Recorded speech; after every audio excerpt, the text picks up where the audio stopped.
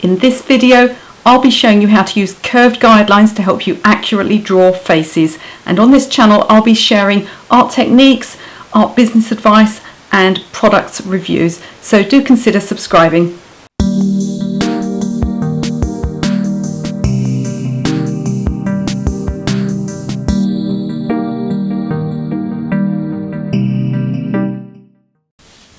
So let's get straight on with looking at how to use curved guidelines to draw faces. So I've got some little under drawings I've done here, and what I'm going to do is I'm going to do the actual drawing in a ballpoint pen just because you'll be able to see it more easily, and I'm going to do the guidelines in a fairly dark pencil. So I've got a 4B pencil here. So first of all, looking at the idea of drawing the shape of the face, and these are just basic templates, so you would adjust these as you go along. So once you've got the basic layout of the face, then you can get the sort of the little individual things that will make it look like a real person. So we're just looking at how to set things out this time. So a general face shape is kind of an egg shape, shall we say. So let's draw this one in, and this person is going to be looking straight at me. Okay, so not looking up or down, not looking sideways, and we've got a rough egg shape there. And here we've got the neck sitting evenly.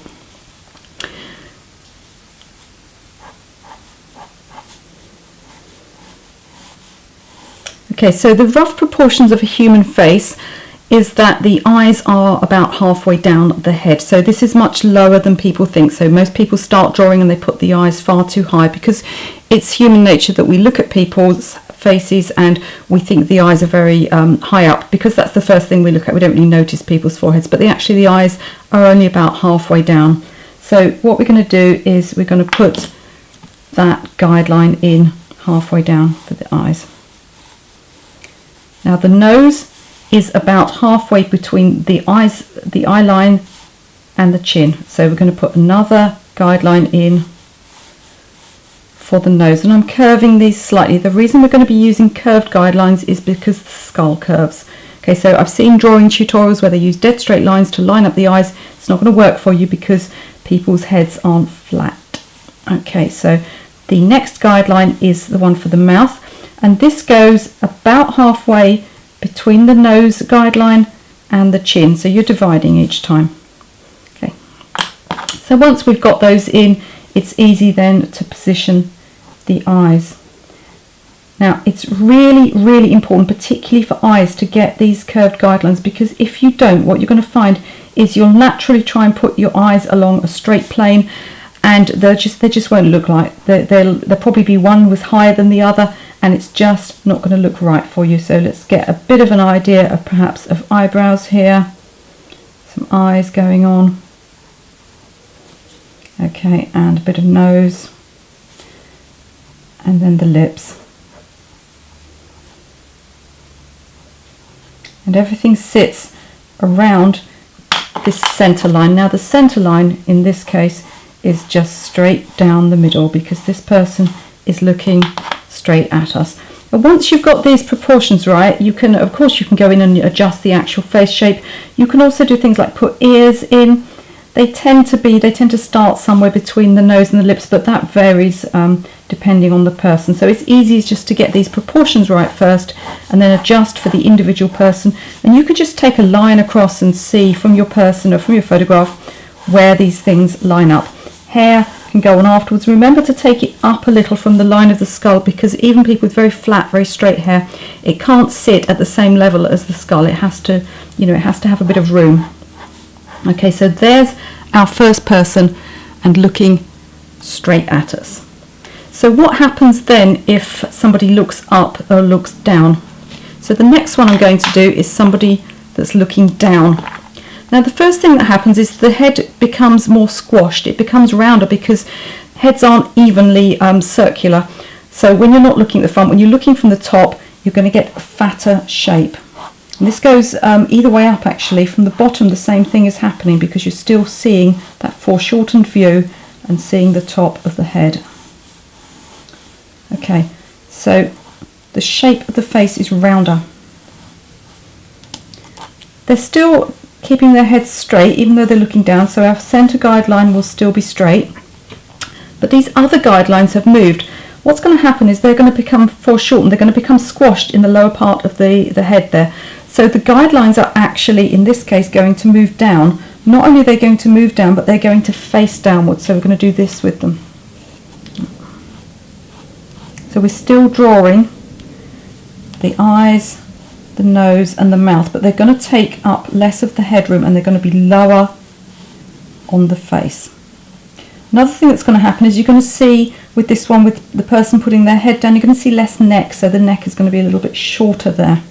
And you're also going to see more hair. Okay, so if we make this person appear now, the nose, you're not going to see much nostrils, so you're going to see a curved nose here. You've got the lips here. Again, all sort of squashed down in this lower portion, and the eyes probably be looking down rather than seeing them open as much. And then you've got the brows there. And you're going to see more hair, so if you've got a fringe or something like that, the crown of the hair is going to be lower down on the person. And then again, you've got the ears. The ears are actually going to be higher this time, because as the chin and the head tip down, so the ears, which are actually, people think ears are on the side of the head, but they're not, they're right at the back of the head. And as you tip your chin down, your ears are going to come up higher. So your ears, in this case, with this person looking down, the ears are going to go slightly higher. So the head is rounder, the ears are higher, the guidelines are more squashed in the lower part of the face, and the neck is going to appear shorter. So let's look at the third one now. The third one is somebody that's looking up. So you're still going to get a more squashed shape to the head. And this is because up or down, the head is still becoming foreshortened, and you're still looking at it from the same angle, as it were. You're still looking up through it rather than directly forwards at the face.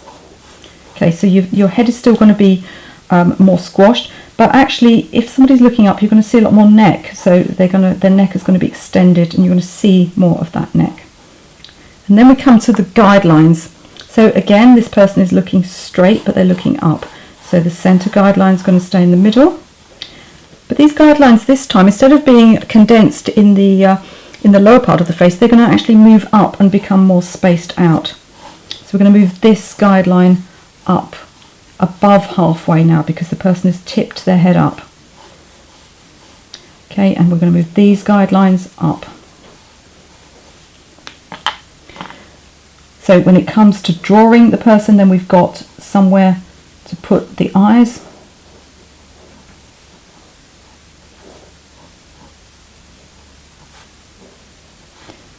Get a bit of an idea of brows there. We're going to see more of the nostrils because they've tipped their head up. So you're going to see more nostril than before.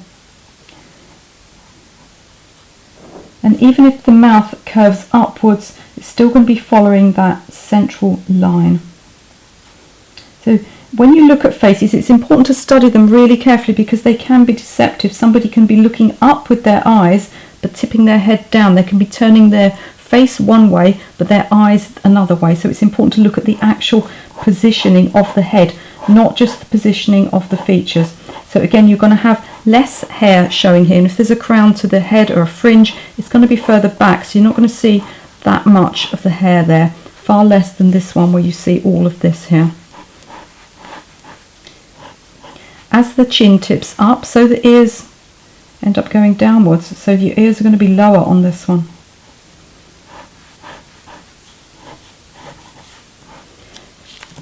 Okay, so they're very simplistic drawings, but you can see here how just by moving these curved guidelines up and down the face and changing the direction that they curve in, you can, and also changing the head shape, you can actually change the direction that somebody in your picture is looking, and you'll get your eyes in alignment like this. You won't have this thing that people have where one eye is sort of wonky and not in line with another. There you go.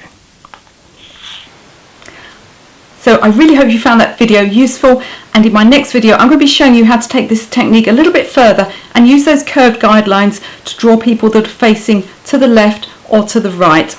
and also combine it with what you've learned in this one so that you can also do them looking left and right and up and down or straight at you, so that whichever rotation the head's on, you should be able to cope with it. If you've enjoyed this video, please do like, share and subscribe. Thank you.